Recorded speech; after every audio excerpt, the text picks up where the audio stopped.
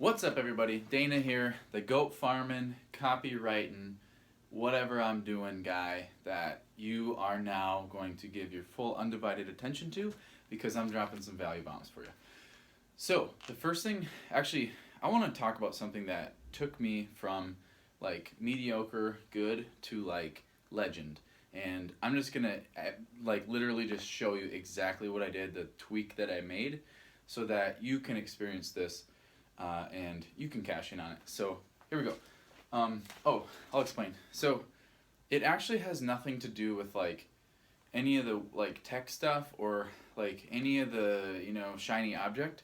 All it has to do with is how to communicate with people when, right? So what to say to them at the right time. And that all depends on where they're at. So the first step is to identify where they are. And there's basically 4 stages. Now, I'm talking about specifically the buying process. So buying isn't a single event. Getting married isn't a single event. You don't ask to get married on the first date. And if you do, good luck, right? Buying is a process that we take them on. So there's basically 4 stages that anybody that's going to buy anything or do anything goes through, and it doesn't necessarily have to be tied to sales, just sales. Like we're selling anything. So when I sell a book, I'll do this, but also when I sell myself, I'll do this, or if I sell if I'm selling a position with my company, I'll do this. It doesn't matter what you're selling. It doesn't have to be a tangible good. It doesn't have to be money exchanging. It just means you're selling something. You're trying to get something, right? Or get them to do something. So here's there's 4 stages that they go through. And this is critically important that you identify where they are before you communicate to them. And I'm talking communicate. It could be copy, okay?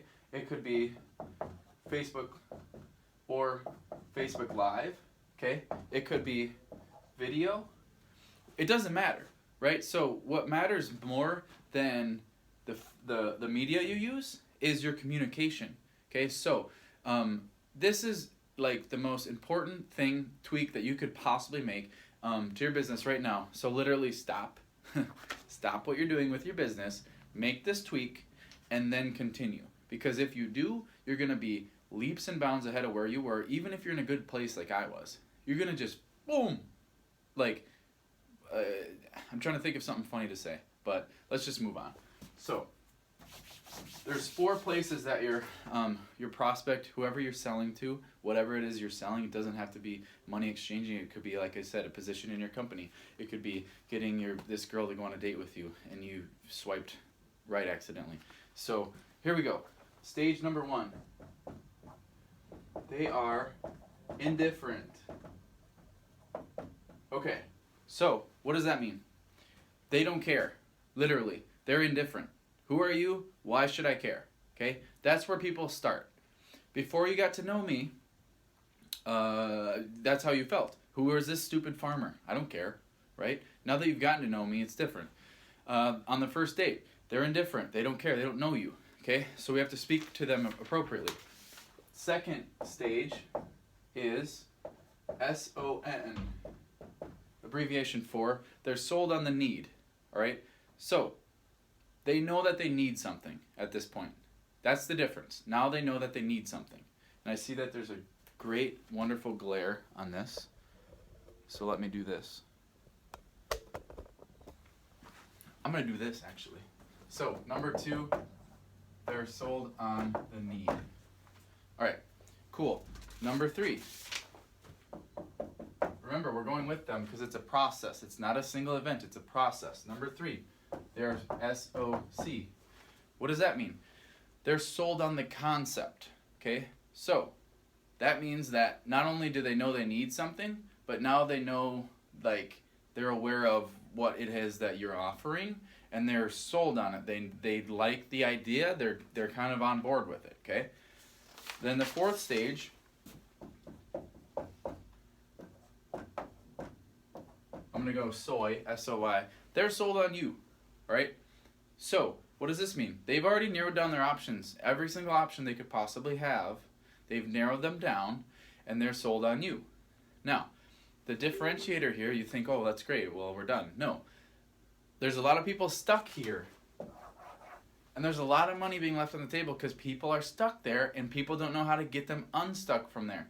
I make the majority, bar none, the majority of my money is made right here because I'm really, really good at getting them unstuck. And I'm going to show you how, okay?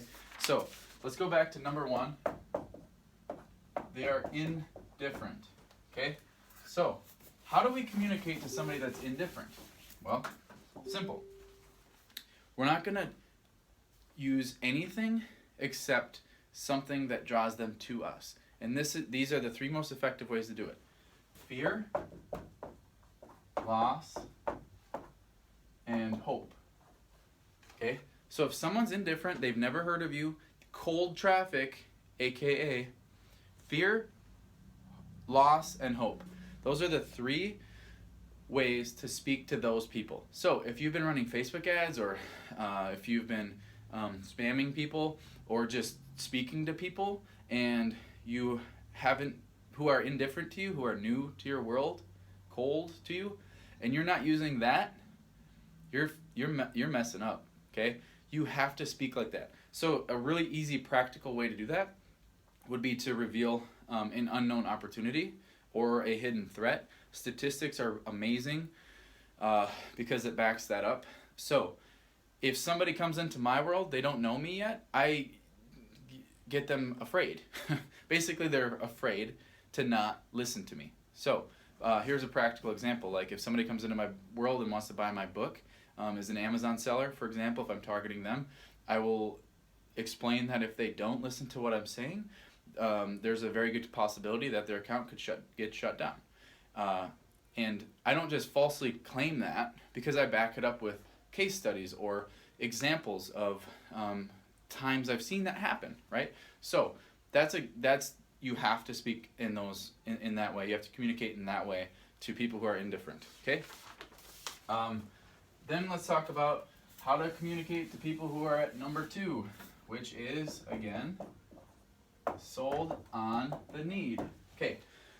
So those who are sold on the need are past the fear loss stage. They realize, okay, like this is actually legit. We need this, so we need to make a change. We need to do this or that. So what they're doing at this point is they're looking around. They're looking around for the answer. Okay, so I know I need it. Now I need an answer. So now they're doing their searching. They're doing their research, right?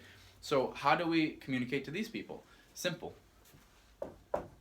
Curiosity. Okay? They're curious. They're looking. That's what's happening. They're looking around. They're curious. So the best way to communicate to these people in this stage, and you can tell when they're in this stage, right?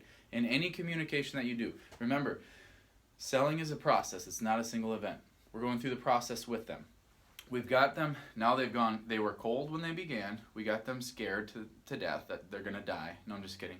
But we got them scared, and now we're going to take them to the next stage, which is they're looking for a solution now, and they're curious. So let's hit them with what they want. So the best way to communicate at this point would be to reveal and magnify a weakness in a competitor's product or service, or an alternative solution, or doing nothing. So I see this done wrong all the time. When they're looking, okay, when they're looking is when you throw rocks at other stuff, okay? When they're done looking, like let's fast forward to stage 4, don't throw rocks at stuff. It just makes you look arrogant and bad, okay? It's a very fine art. You have to throw rocks at the right time, or else throwing the rocks alienates you from them, and that's really bad, right? So now's the time to throw rocks. And there's 3 types of rocks you have to throw, okay? The first one is at competitors. Don't go with them. I'm throwing rocks at them. I wish I had a rock in my hand. The second type is an alternative solution. So maybe that's them trying to do it on their own, right? Or like going with not a competitor, but an alternative in general. So outside of like what you're selling and what the competitors are selling. So it could be like I said, them trying to do it on their own, or just a different way to solve that or to accomplish what they're trying to do. And the third one, this is the most overlooked one I've ever seen, super overlooked, ridiculously overlooked, and that is doing nothing. There's so many people that just do nothing. And we don't talk about, hardly ever, I don't see anybody talk about the cost of doing nothing. And the cost of doing nothing is so great, and the likelihood of them doing nothing is also really great, and nobody talks about it. So it's an easy strategy, okay? So for example, when people come into my world, they get pitched a $400 or $1,000, $2,500 book. A lot of them are going to be like, wow, I can't buy that. And then I'm like, okay, so what are you going to do? And they're going to be like, well, I'll figure it out. So I'm like, okay, so you're going to do nothing. And I'm going to explain to you right now what's going to happen. You're going to continue with what you've been doing, okay? Einstein's definition of insanity is continue doing the same things, expecting for a different result. So what's going to happen is you're not going to get a different result, and then you're going to be behind everybody else that does choose to invest in this, and then the opportunity cost of you not investing in this is going to be X, and then the cost of your time and your energy on, God forbid you invest in other things that doesn't pan out for you, is going to be Y. So add X plus Y equals Z. That is your total cost now by not investing right now, versus the cost of investing. And the number for them to not invest is much higher, obviously, than the number that you want them to invest with. So really good, easy way to get stage 2 people over the fence. Stage number 3.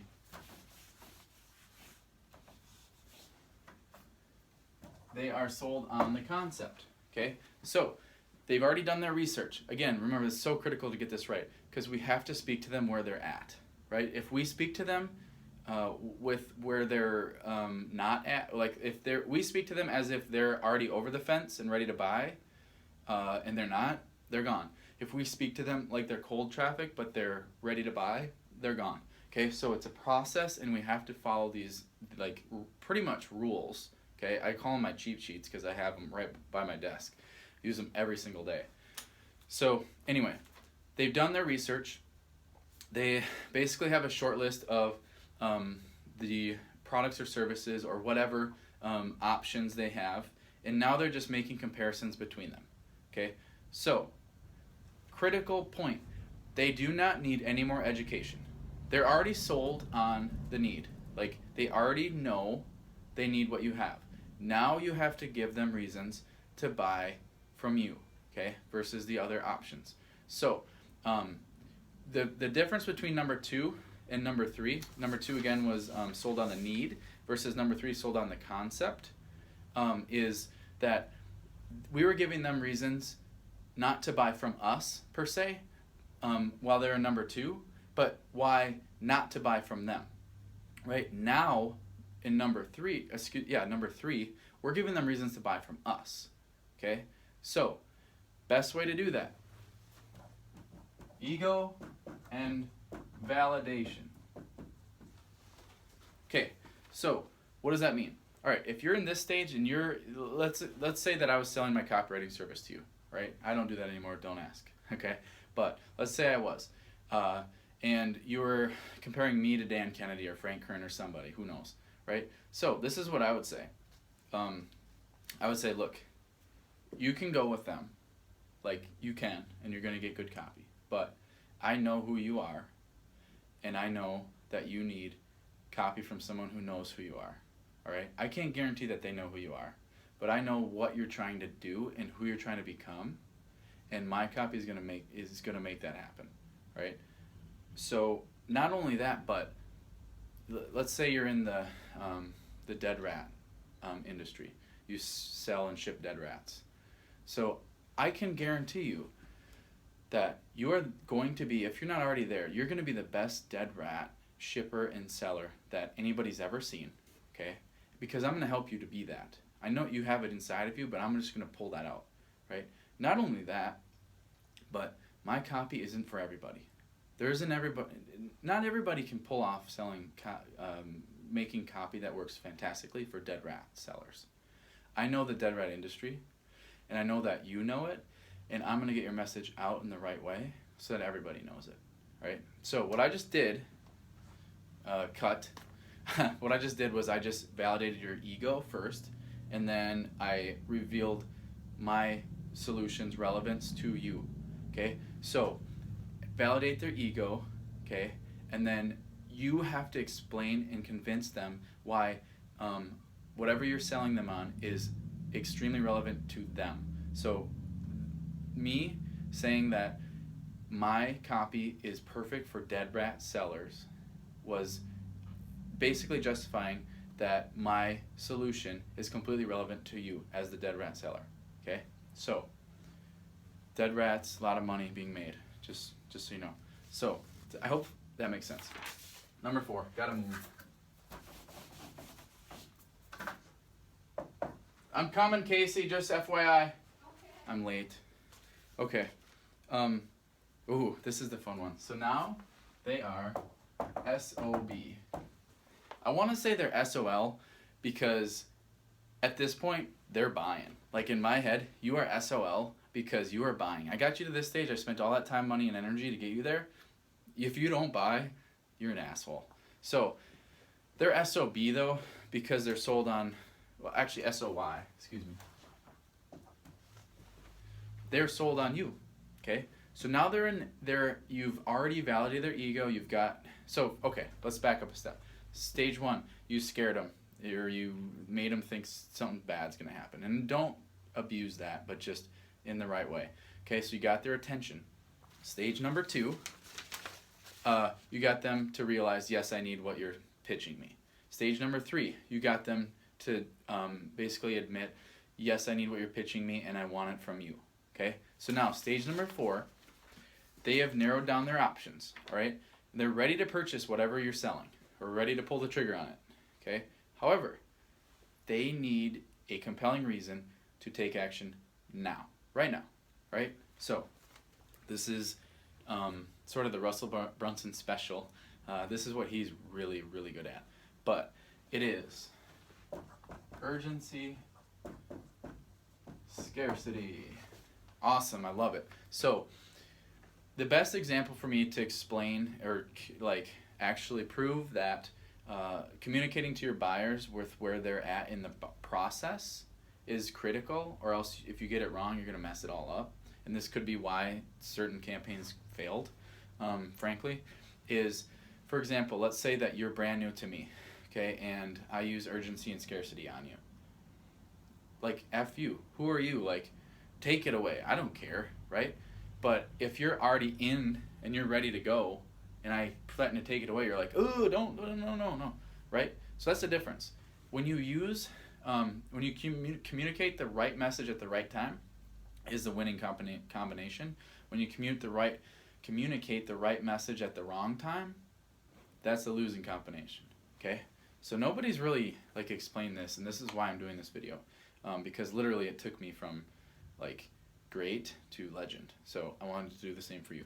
So basically, how we communicate this, and again, you have to identify who this is for. This is for people who are sold on you and are ready, like they've admitted they wanted it, and you know that they're ready to buy it. They just haven't purchased it yet. And there's a lot of people stuck in that position. A lot of people, right? That's low-hanging fruit right there. That's where I make most of my money.